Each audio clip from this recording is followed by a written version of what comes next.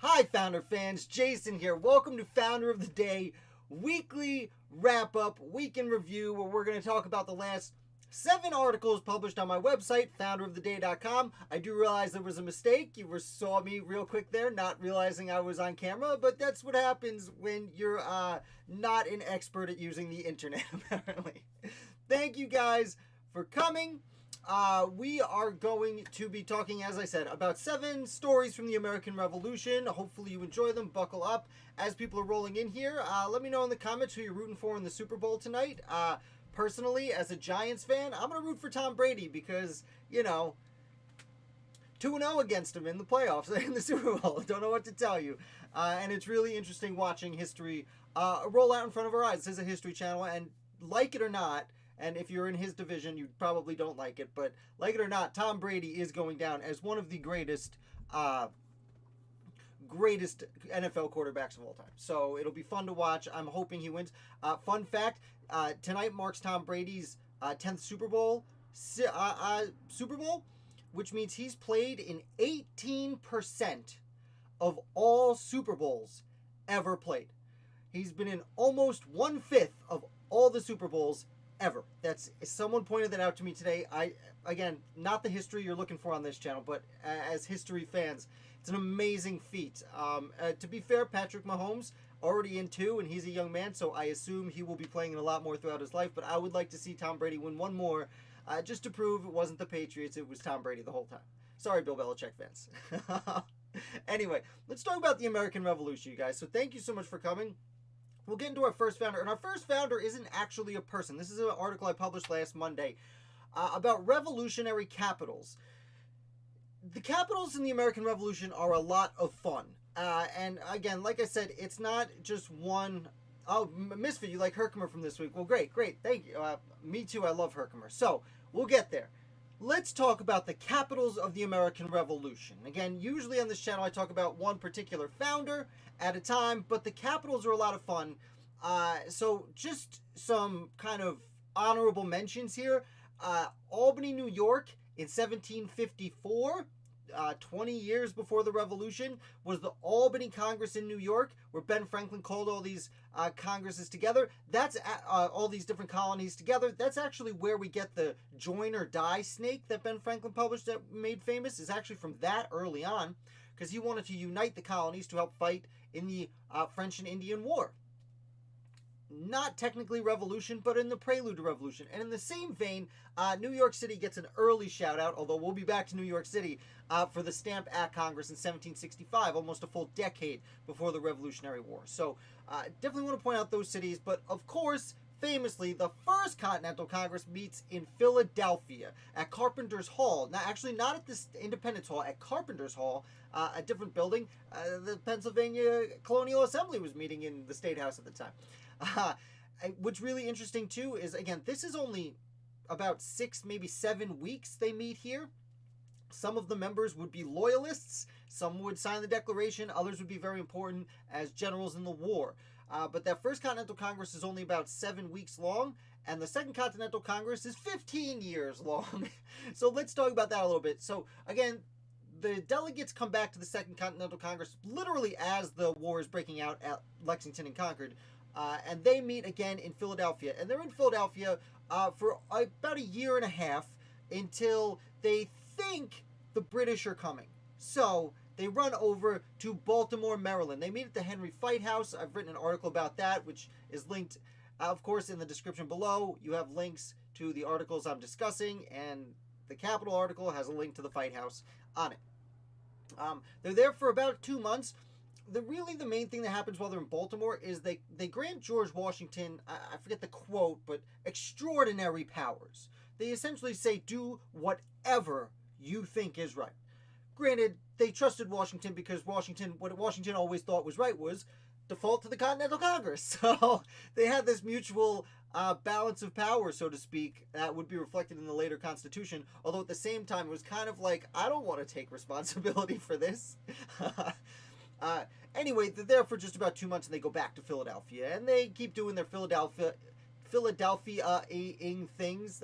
Those are not words. But they're in Philadelphia for about 6 months, and then the British actually do come this time. They would walk into and march through the streets of Philadelphia, and this is where things get really fun, because the Continental Congress runs away. And they kind of run through Jersey and loop up through Bethlehem, Pennsylvania to get away, and they end up going to Lancaster, Pennsylvania, where they officially meet for, wait for it, 1 day. 1 day in Lancaster, Pennsylvania. And what's interesting is on this day they actually do officially meet, and they read several letters that had come in, and it's really interesting because they, at this point, Saratoga was underway, but they were still waiting to hear back from exactly what was going on. So there was a lot of confusion at the time, but again, in 1 day, not an entirely large amount of things happen. They realize, hey, maybe we're not far enough from the British Army in Philadelphia. Let's keep going. So they keep going, and they go to York, Pennsylvania. Now, we're going to talk about New York, and in New York City in New York, and famously the battle was won at Yorktown in Virginia, but now we're talking about York, Pennsylvania. And in York, Pennsylvania, they stay there for quite a while. They're there for less than a year, about 9 months, and they carry out everything from September of 1777 to June of 1778. They are overseeing the entire war, the new government. They have a bunch of changes here. Henry Lawrence, father of the now more famous John Lawrence, actually becomes president of the Continental Congress here, and John Hancock resigns while he's here. So there are a lot of changes, and they do, again, oversee the operation of the war. They find out about the victory of Saratoga. They hear some good news from Benny Franks over in Paris. Good times. Eventually, that summer of 1778, the British just kind of leave Philadelphia. And when they do, well, the Patriots triumphantly march back in, and they are now in Philadelphia for the better part of essentially the remainder of the war. From July of 1778, actually July 2nd, 2 years to the day for the vote for independence, through the creation of the Articles of Confederation, all the way through June of 1783. So about 5.5 years. They return, and again, most of the war is spent in Philadelphia, and I'm not going to go too much into Philadelphia because most of what we talk about here when it comes to the Continental Congress takes place in Philadelphia, at least in the first half of the war. After this, they actually moved to Princeton, New Jersey for about 4 months, and then it bounces around a little bit, and the reason for this essentially is politics.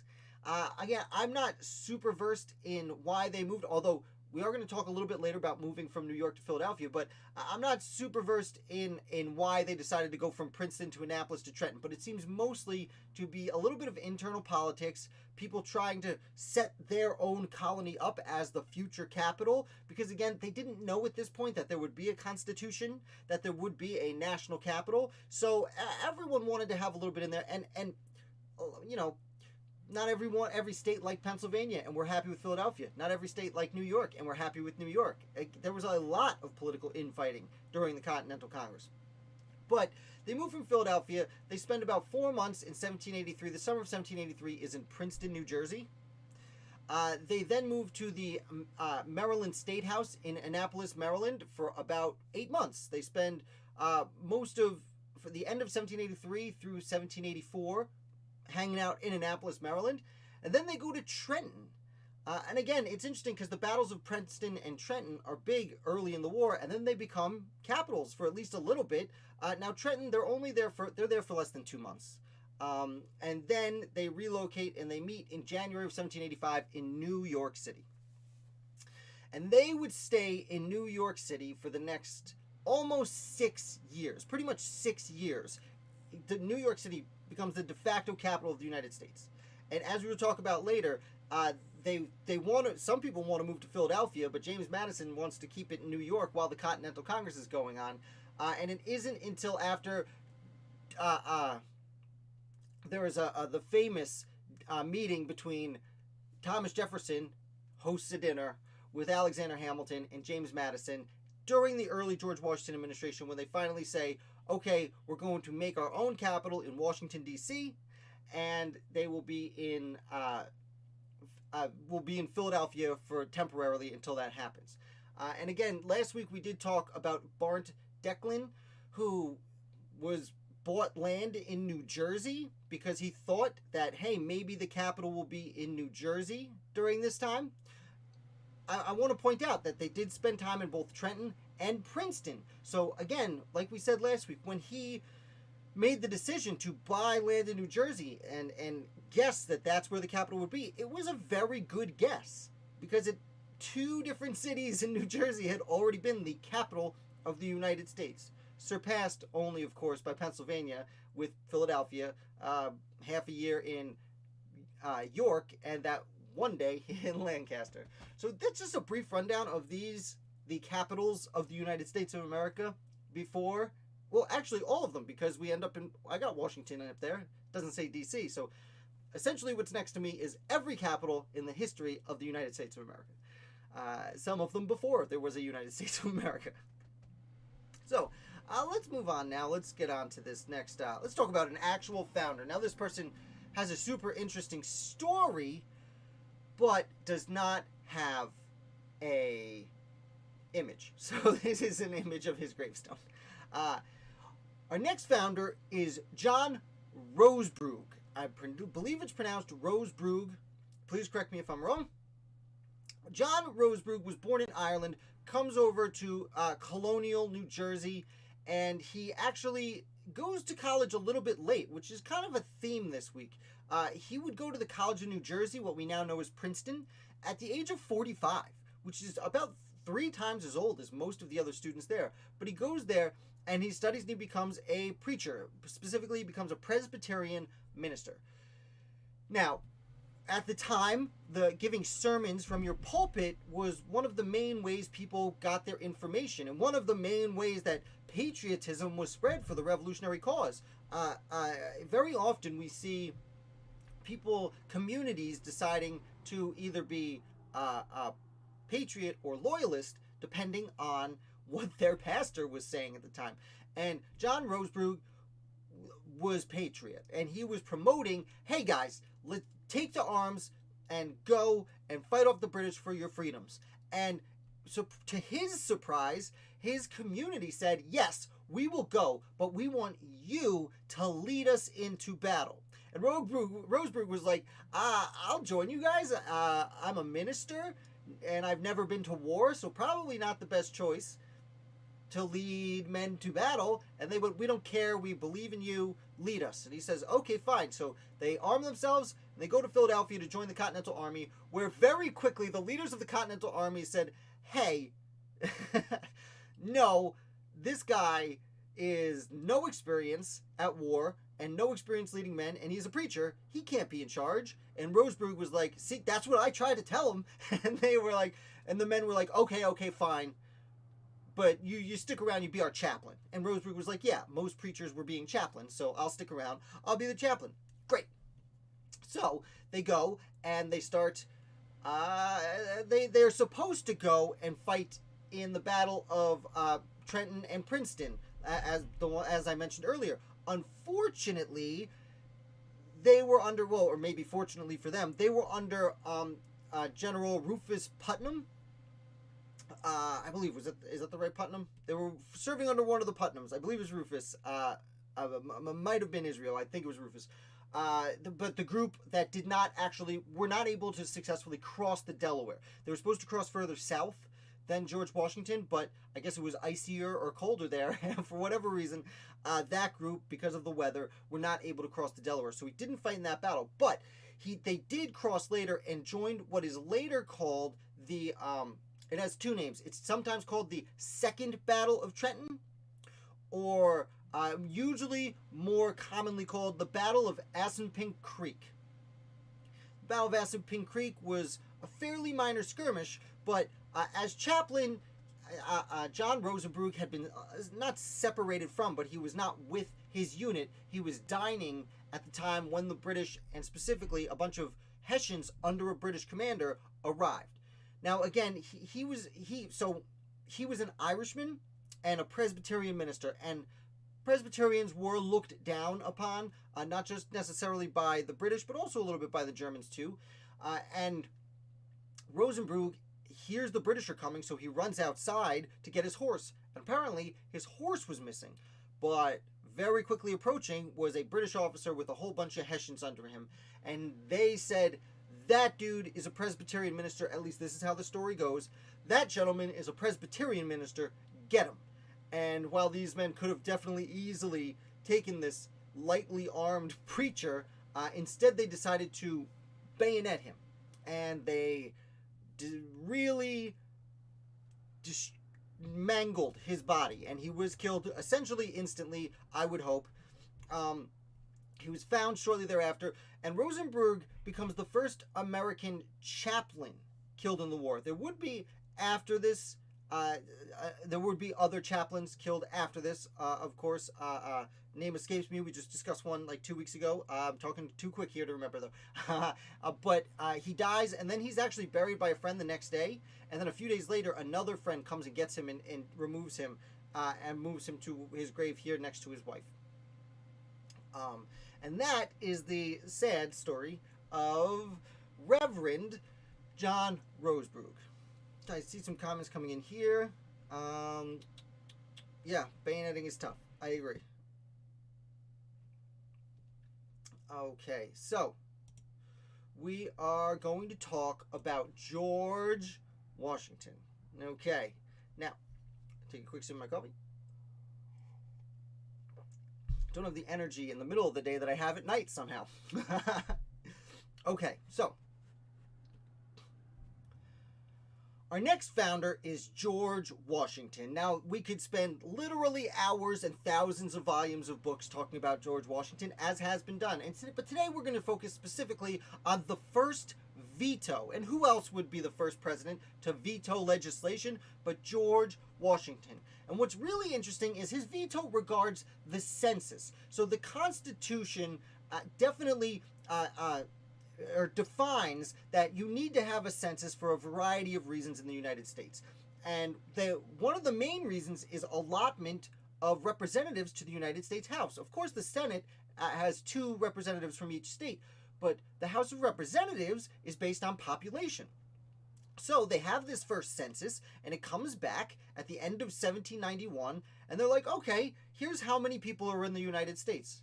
And they calculate how many representatives should be in the next ensuing session of the House of Representatives.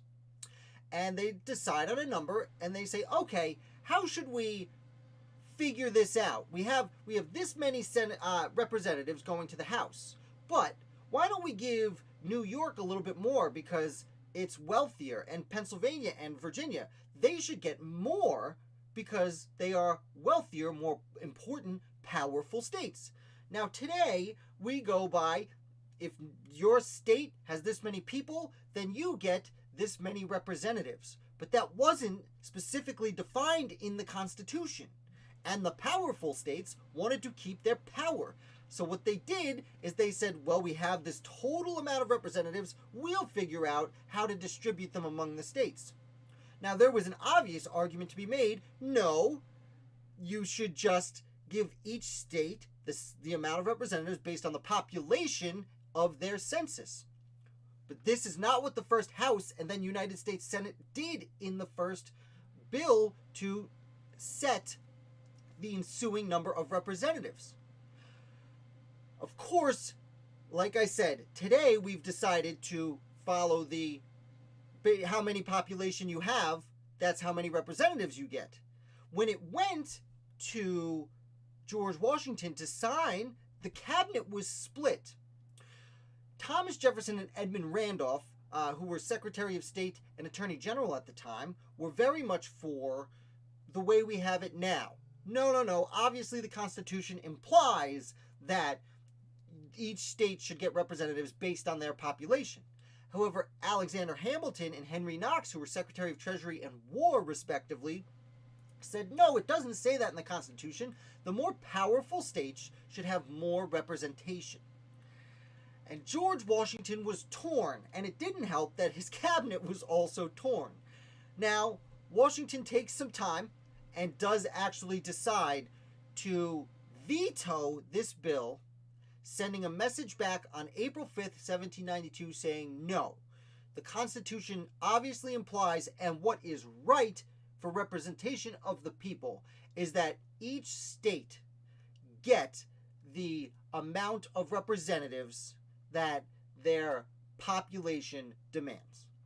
And we have done that ever since. There's never been a constitutional amendment. There's never been any changes. There's never been... Just until this point, we have followed this among the many precedents set by George Washington. So, just to clarify, while we may in our hearts feel like the Constitution demands that we get representation in the House of Representatives based on our population, no, that is not constitutional. That is just a George Washington precedent that has ever since been followed. That is the decision of George Washington for the first presidential veto. Was John Paul Jones ever charged with piracy? Someone asked me about it, and I could only find that he was considered by his naysayer. No. Okay. Okay, we're going to step aside real quick to answer Misfit's question here. John Paul Jones, his name was John Paul, and he was a ship captain in the British Navy, and then he was smuggling and looked down upon, and he was super disciplinarian with his men to the point where he killed someone. And he was to be tried for essentially murder. But then he ran away to the United States and changed his name to John Paul Jones when a gentleman named Wiley Jones took him in honor of that person. He added Jones to his name. Then he went out, of course, and terrorized the coasts of England, where the English would have considered him a pirate, but the Americans considered him a privateer, and the father, he gets the title Father of the American Navy, even though Lambert Wicks was there. We just talked about Gustavus Conyngham, who definitely helped build the United States Navy. So I'm not aware of John Paul Jones ever being tried for piracy or well, I guess the British may have charged him with piracy, but he was never tried for it. That I'm aware of. I'm not a John Paul Jones expert. I only know cursory knowledge of the story. But I am not aware that he was ever officially tried for piracy. Let's keep on keeping on, shall we? We are going to do... Now, I'm going to apologize for this next image, because it's just gross looking. Can't win them all with the thumbnails. I tried something different. I don't think the blue on top would look so bad if I didn't go with the ugly pink for his name on the bottom. What are you going to do? So,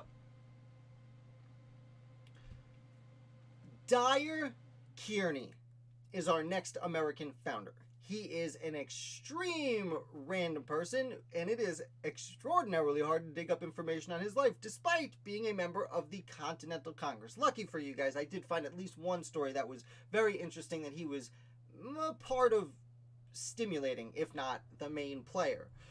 Just a little bit of background. Like I said, there's not a lot known about his life. He does seem to be a great-grandson of Mary Dyer. So, side note, 100 years earlier in the 1760s, Mary Dyer was a Quaker living in Massachusetts who was one of several, what they call Boston martyrs, who were hung just for being Quakers in Puritan Massachusetts. This is about the time that they were hanging people for being witches too. But Mary Dyer is very interesting because she did literally nothing wrong except be a Quaker. And the king of England, I think it was George I, again 100 years before the Revolutionary War.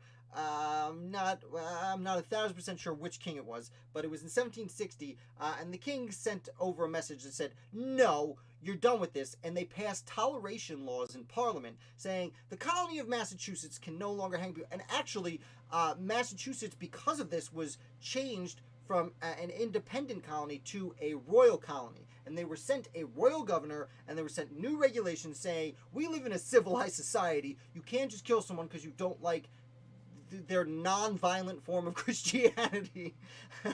That's not acceptable. So, little side note, that was Mary Dyer. Her great grandson is Dyer Kearney. That's where he gets his first name, from that side of his mother's family. He's not, that I know of in this image, didn't have an image, so I just picked one of the Continental Congress, because we do hang out in the Continental Congress for a while. What we do know about Dyer Kearney is he seems to have been born in the 1720s. So he would have already been at least 60 years old in 1784, where he's officially passes the bar and becomes a lawyer in Delaware, which, as with the Reverend John Rosebrook earlier, that's a very advanced age to be starting a new career, especially one as difficult as the law. So we can assume he was already a very important person in his community and had already established himself as a leader in pre-revolutionary Delaware and revolutionary Delaware, to in 1784, just as the war is coming to a close, become a lawyer. Now, just 3 years later, he is sent as a representative of Delaware to the Continental Congress. While he's in the Continental Congress, first of all, his name pops up on Sarah Livingston Jay, wife of John Jay. She has her famous list of dinner guests, and his name pops up at least 2 times. I read it on that list, so he was somebody, all right. And this is when they're in New York City, of course. And while he's there, he's part of a few committees, but the one thing I noticed that he was really involved with was he's the one who motioned to move the Continental Congress from New York City to Philadelphia. Now, this was in the spring of 1787. What's interesting, there was a lot of infighting. I do want to note right off the bat that there was a gentleman named James Varnum from Rhode Island, who, as soon as Kearney comes in and says, I motion to move the Continental Congress from New York City to Philadelphia, James Varnum stands up and says, hey, can we move it to Providence, Rhode Island? And everyone's basically like, no, dude, be quiet. Like, poor Rhode Island just couldn't get their way during the Revolution at all. Anyway, that's a super side note. Dyer Kearney, again, motions to move from New York City to Philadelphia. And this is in the 1780s. And this is just, they've already decided to have a Philadelphia Convention to remedy the Articles of Confederation in Philadelphia. And James Madison, very specifically, does not want the Continental Congress to be meeting in the same city that they're having what he knows is going to be a constitutional convention. At this point, James Madison knows he's going to be bringing a new constitution to this event. Most other people don't know he's going to do that and don't expect that kind of radical change. There are some founders with suspicions, however, who do want to be in Philadelphia while they're having this discussion, because what exactly are you guys doing in secret down there, right? So, it does come to the floor. Rufus King is actually able to table the debate for one night, where he convinces another delegate, whose name is eluding me. I think it was Pele Arnold, perhaps? I think it was Pele Arnold, that he convinces to change their vote to keep it in New York City. Now, again, as I was saying before, there was a lot of debate. New Jersey just didn't want New York, saw New York growing and becoming important, and New Jersey wanted to be important, so they didn't really like New York having a capital. There were other states with the same thing, but there were also people who didn't want Philadelphia because it was already the biggest city to have a capital. So again, as I was saying, there was a lot of infighting about where the capital would be throughout the Revolution, but especially at this point, now that the war is over and the Americans are kind of solidifying their government, so to speak. It ends up going to a vote. It ends up staying in New York City, and it would remain in New York City for several years, of course, until the Constitution was written, signed, ratified, and put into effect, when it would, of course, temporarily move to Philadelphia before moving to Washington, D.C. Now, that is basically all Dyer Kearney had to offer, at least in my research. I'm sure there's other things he did. He lived a very long life, but he would pass away just 3 years later in 1791. So that is the life of extraordinarily obscure congressperson Dyer Kearney. I hope you enjoyed that. I am going to move on to the next founder. Before we do, Misfit, I question how we have a lot of imperfect people as our founding fathers. Baron von Stueben was allegedly pedo and ran off to France and then to the colonies. Okay, so Baron von Stueben, extraordinarily interesting person. The phrase you use there, I don't want to use on here. I don't want to get censored or have YouTube come after me. Baron von Stueben was almost unquestionably a homosexual. He was an important member of the Prussian army, but he was run out of Prussia because he was gay, and then he went to France thinking, Paris, they'll accept me. Nope. Paris was like, no, we don't, sorry, get out of here, don't like, again, not me saying this, old-timey people saying, don't like gay people, get out. And in a way, von Stueben was lucky that when he got kicked out of now France and essentially Europe, he had run into Silas Dean, who was like, well, we don't love that you're gay, but we really need some help over in the United States. And then he came over to the United States and, of course, wrote his famous Blue Book and essentially is the father of military training in the United States. And he was in, I don't even know the right word. We probably would not have won the Revolutionary War without his military knowledge. And it wasn't just training the men. It was like reorganizing camp. Like he was like, you should put the toilet and the kitchen on the opposite sides of camp so you stop pooping in your food. Which sounds like it makes sense to us. Though, as we mentioned recently, the capital of Washington, D.C., literally the White House would be drinking poop water through the end of the 1800s. So Baron von Stueben was ahead of his time in that aspect. So he would end up moving to upstate New York, actually not terribly far from where I live now. He had younger men that he lived with who were more than likely his partners. I forget the gentleman's name right now, but he would leave most of his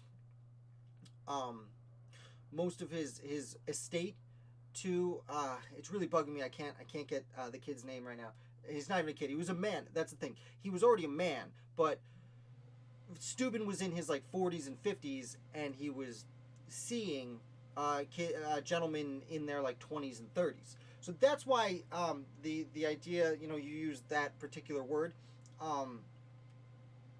Yeah, you don't have to retract it. No. It's a good question. But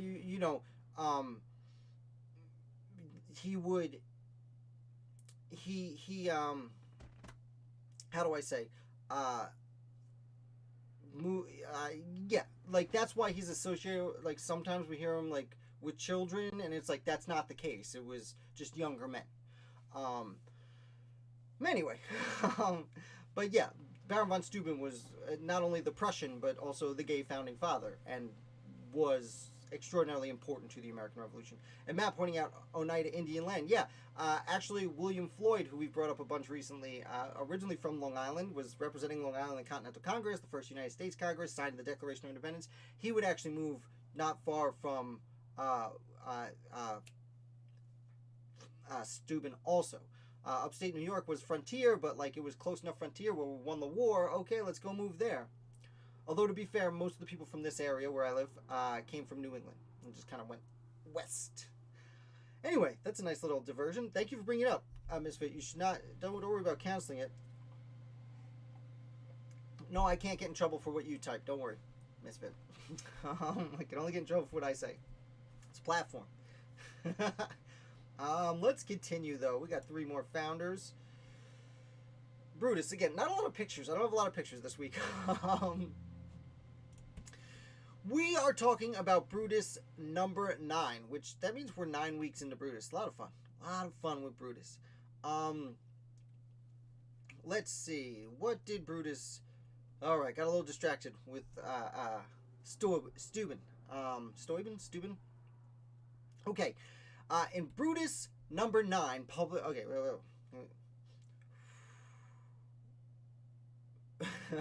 Oh, Matt's coming in with would have been good for study hall. Well, like I said, I'm kind of treating lights like study hall. If you want, next week we can do the study hall. Like, I can do the founders and then at the end answer questions like that, as opposed to right in the middle like this. Probably be easier for me when I cut these apart later. So let me know what you think. Excuse me. Okay. Brutus number 9. Brutus is an anti-federalist, as we've been talking about the last several weeks. Probably Robert Yates, but not necessarily, who on January 17th, 1787, publishes Brutus number 9, this one. And he essentially is responding to criticism from Alexander Hamilton and the Federalist 24. And there are several reasons for this. First of all, he starts off by admitting that there are certain things that the Constitution got right. He notices that there are limits on what the government can do with suspending the right to habeas corpus, aka people have the right to their own bodies. He has several other things. There are several other things. Criminal procedures. The federal government can't try people for certain crimes. But, he says, going back to standing armies from last week, why are there no limits to the size of a standing army? Again, Brutus has been spending the last several weeks first on taxation and then on standing armies, and his main complaint is, why is it unlimited? Why are there no regulations? And again, he points out, hey, there are limits, right? Now, again, he spends most of the paper responding directly to Federalist 21. He quotes Alexander Hamilton directly, and he's disgusted by the idea that the army... Essentially what Hamilton says in Federalist 24 is you don't need regulations on the standing army because they're an army of the people and they're controlled by the people. So, why would we need to put regulations? The people won't let the army get out of hand. Brutus says, essentially, what? It's an army. How are the people supposed to control it? First of all, you're putting limits on other things that the government can do, but the most powerful thing, and as he discussed in number 8, the one that follows its own sets of laws, that one gets no regulations. How are the people supposed to control it? And additionally, if the people are supposed to control the standing army, if it's a government controlled by the people, why do we have restrictions on anything? Why do we have a constitution at all? If the people are just in charge, why don't they just decide who goes to wherever to make the rules, and we'll all follow them because we're all in charge here, and no one will do anything wrong because, we're all just in charge here. And Brutus, no. That's why we need governments. That's why we need written constitutions. And that's the problem with this particular constitution, is you can just do whatever seems fun at the time. Furthermore, in Federalist 24, Alexander Hamilton accuses anti-federalists and more or less is directly referencing Brutus. He's accusing Brutus and other anti-federalist writers of preying on the fears of the people. Hamilton is saying, oh, they're just trying to scare you by saying a big army is going to come and take away your rights. And Brutus responds with, no, you're using fear, saying that if we don't have this army to protect our safety, then we're going to be invaded by Native Americans, and the French and Spanish and British are going to come get you in your house if you don't let us have an army that patrols the streets. And so, the truth of the matter is, they were both preying on the fears of the people from different sides of the perspective. One saying, hey, you're going to be unprotected, you're going to get hurt, and the other saying, hey, they're going to use protection as a way to hurt you. Either way, they're both doing the same thing for other sides of the cause. He goes on to, so that's the crux of it. He goes on, that's right.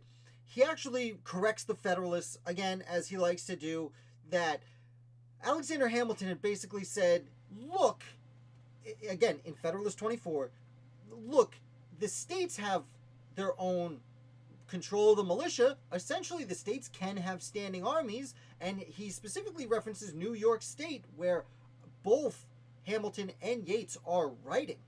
And he says the governor can just call in the militias and have a standing army. To which Brutus responds, no.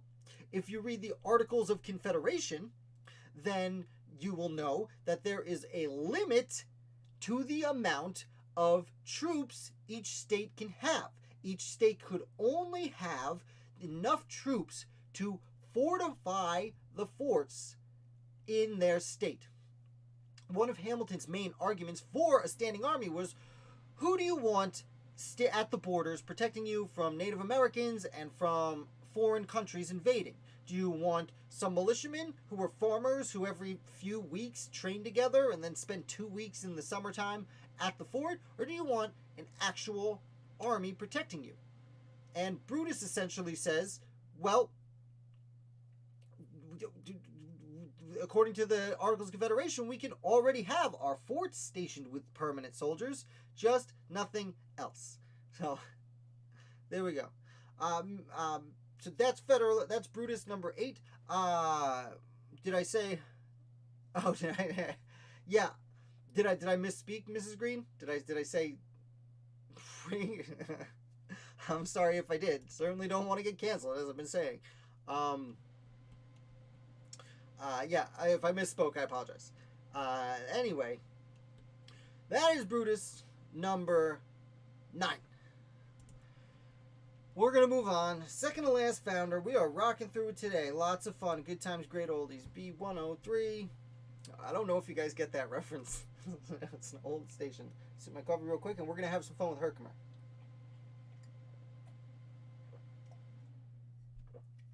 It's alright, Mrs. Green. Don't apologize. If I don't get your joke, that's on me. I'm seeing them out of the corner of my eye. Well, I'm presenting a whole bunch of random topics over here.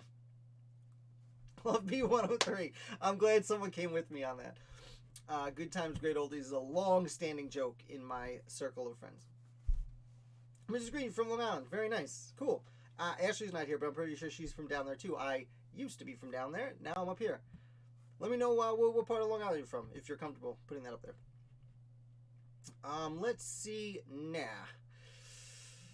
We are going to talk about Nicholas Herkimer and the Battle of Oriskany. Okay, so Nicholas Herkimer was living in upstate New York when the frontier. Wait. Try again. Sorry, I saw Mrs. Green come in the side here.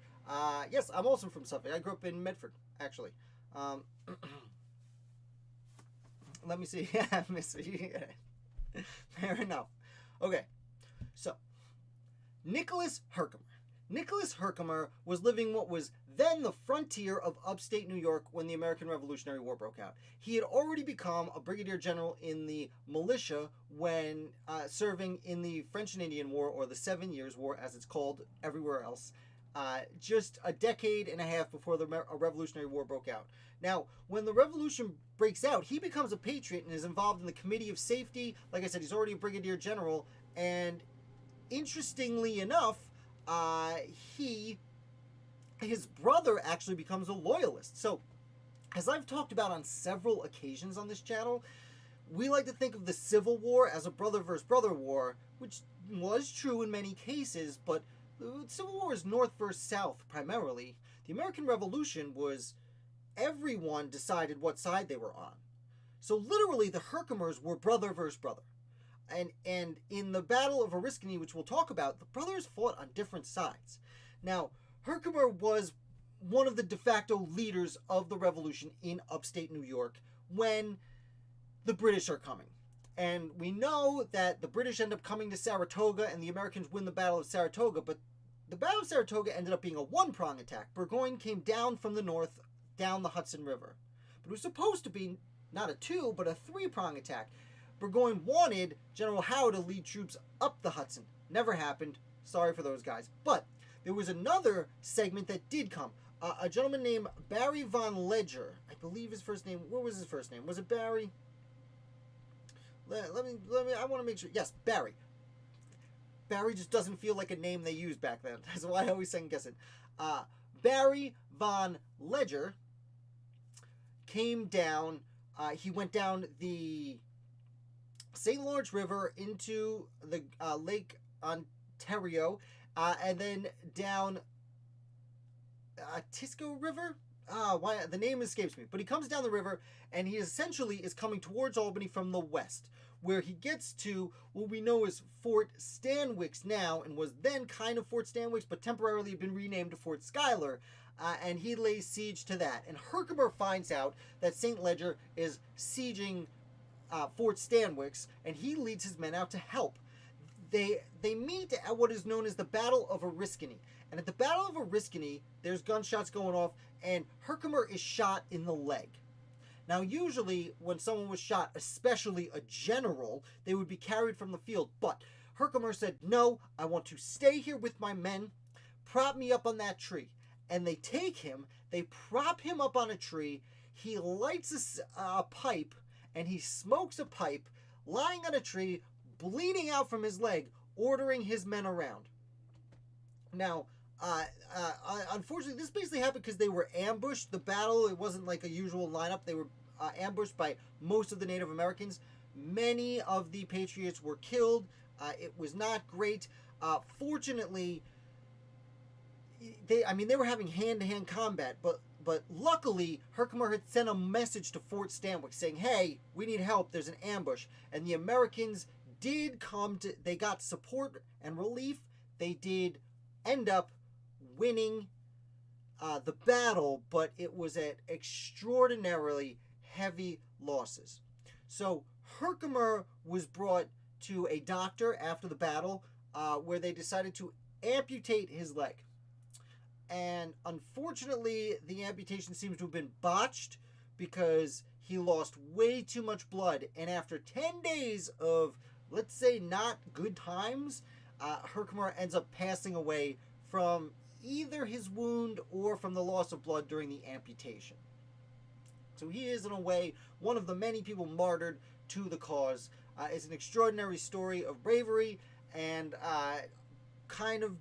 sadly he dies, but a little bit hilarious that he was like, well, I've already been shot, I might as well light up my pipe and smoke it while giving instructions. And that's why the image here doesn't come out so great here, and I am going to change all this. Actually, I've been working on it all day, making the presentation nicer for you, but that's Herkimer bleeding out of his leg, pointing and telling people what to do. So that is Nicholas Herkimer. And we are going to move on to our last founder today, Timothy Bettel. And Mrs. Green, I do want to respond to Mrs. Green. I am also a graduate of Patrick Medford High School, 2002. So I should probably recognize your last name. Technically Medford.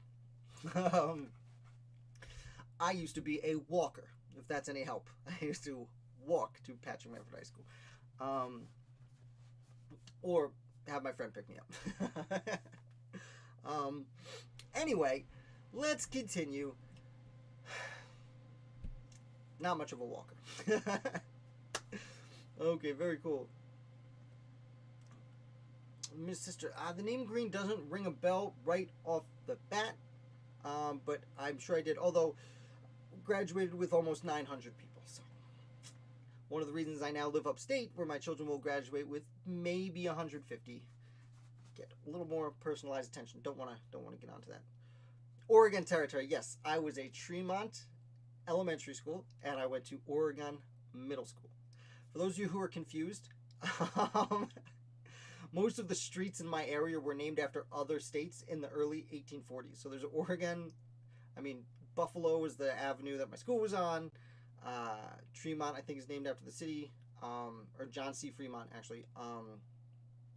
You don't care. You guys don't care. Anyway, let's talk about Timothy Bettel.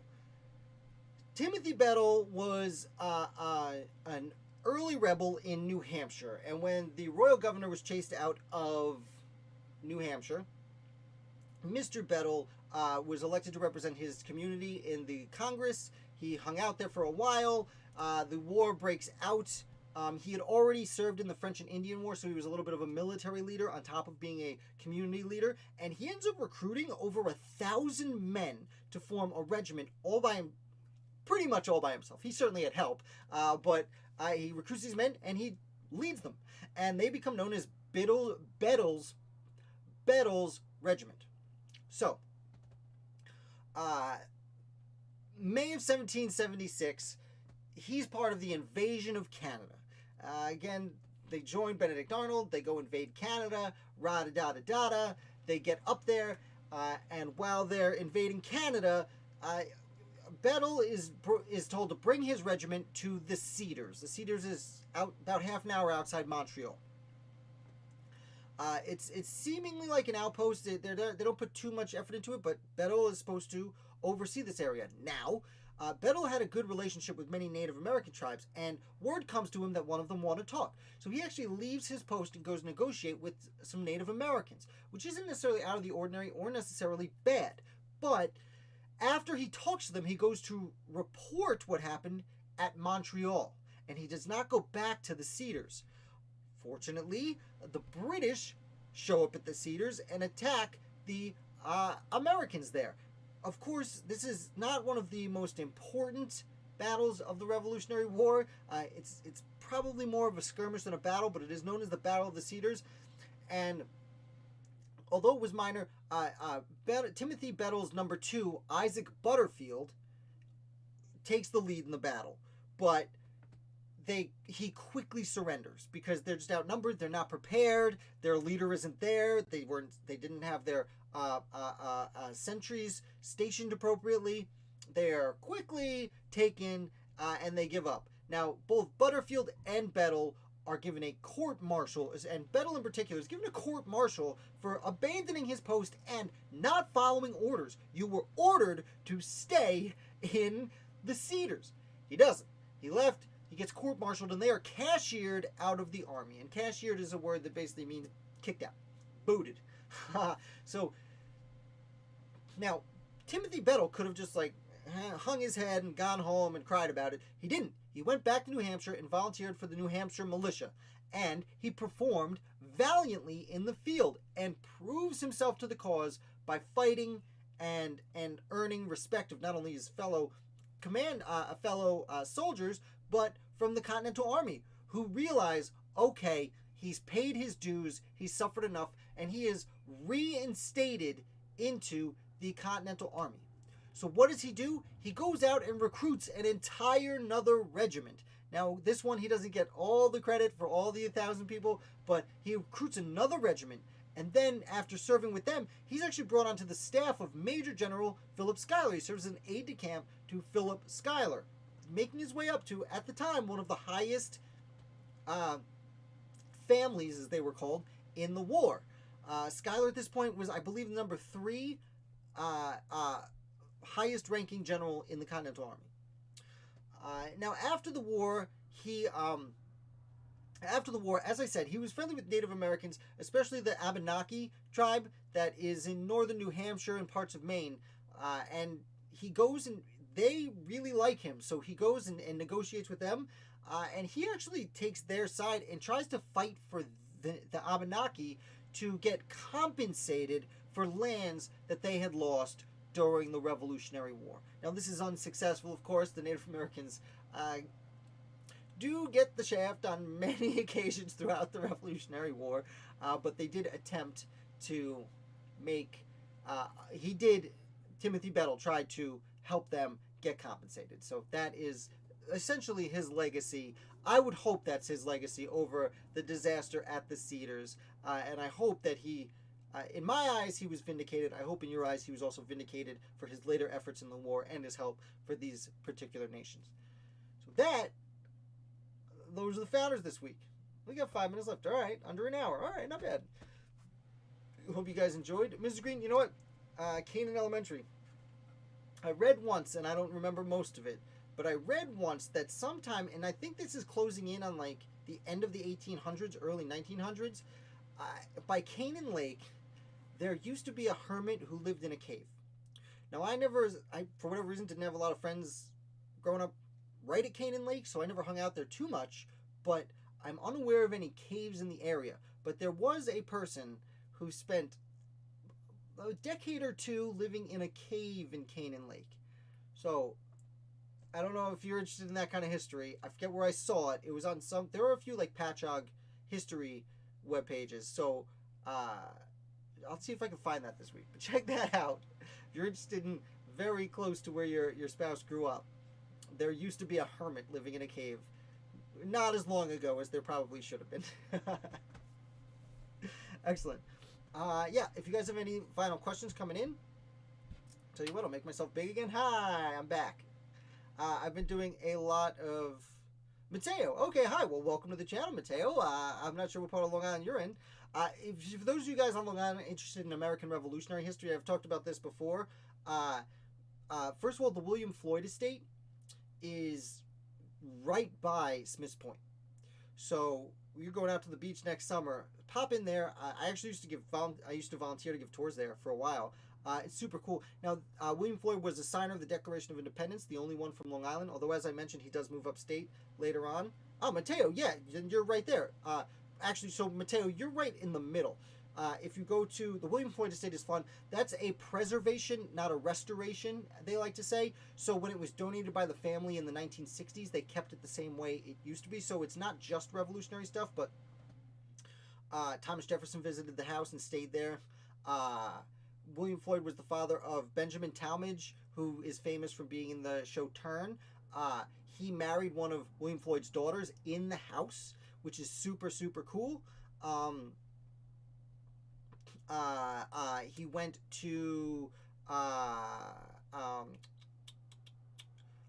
you live in William Floyd now. Okay, so you're closer. So speaking of Benjamin Talmadge, also they have, when the Marquis de Lafayette did his reunion tour and came back during the James Monroe administration and toured all the states at that point in the 1820s, there was all sorts of fanfare and his face printed on things, and they actually have a teapot there that celebrated James Marquis de Lafayette's reunion tour. But on the North Shore of Long Island is Setauket. Yeah, Mateo, you get it. So like they have the Tri-Spy Tours does amazing tours over there. And you could do it on foot, on bike, or by kayak. I have not done bike or kayak. I really want to, but again, like I'm upstate. My parents still live down there, so I do visit fairly frequently. Yeah, the spy tour is really cool because you go to all the places in turn, and the woman, her name escapes me, but the woman who hosts the tour knows a whole lot and clarifies a lot of the liberties taken in Turn, as we've discussed here. You guys should definitely watch the show Turn. It's amazing. Although, and I'm just realizing my spouse left a plate here. Whoopsie daisy. This is not just my YouTube studio, it's also our work desk where we both have to do work and eat lunch from time to time. So I'm going to give up on looking for the book, but if you want to learn more about the spies, definitely check out Alexander Rose's Washington Spies. It is about the person who wrote the show Turn is the person who literally wrote the book on the spy tour, which is what makes it interesting that there's such liberties taken, but that's all right, it happens now. Mrs. Green deleted something. Okie dokie. Lots of ticks down there. Yes, there are lots of ticks everywhere. Great. I guess I shouldn't say that. Everywhere I've lived in my life, there's been lots of ticks. Misfit, yes.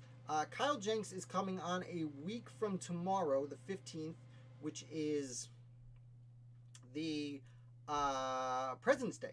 So he's coming on not necessarily as Mr. James Madison, Mr. President Madison. He is coming on as himself, and we're going to talk about the relationship between Madison and Thomas Jefferson when Jefferson returns from France and is kind of like, hey, Madison, what's this whole Constitution deal you got going on here? And that should be a lot of fun.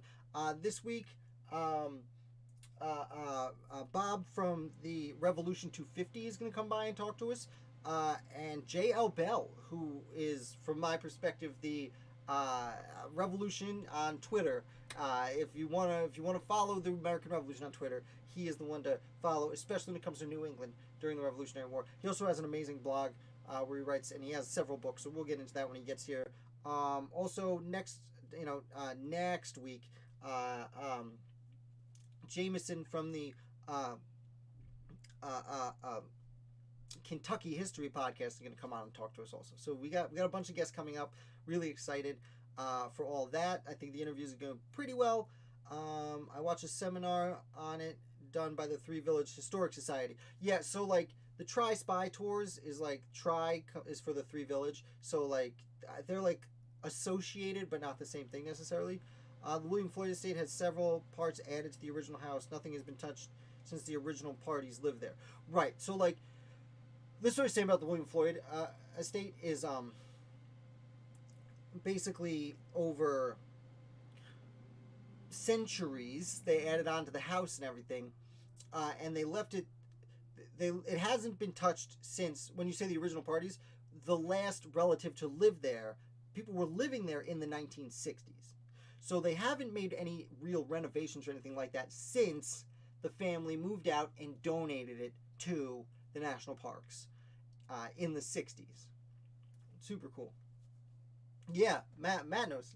J.O. Bell will be here. Very excited. It's interesting because like I've never actually met him in real life. I was supposed to on several occasions, but then the world closed down. Literally the day, March 14th last year, the world shut down. That was the day I was supposed to get my car and drive to Boston for History Camp Boston, where I was supposed to be on a panel with J.L. Bell and several other people talking about history in new media, which was set up by Michael Troy, who I interviewed last week. If you're new to this channel, check that out. Again, I'm seeing a bunch of names that I have not seen before. So guys, welcome. Thank you so much. Make sure you like and subscribe. I've started recently just always going live. I go 8:15 every night of the week and noon on Sundays. Every night of the week I go live either with the guest or with whatever. And Fridays we do trivia. So it's a lot of fun.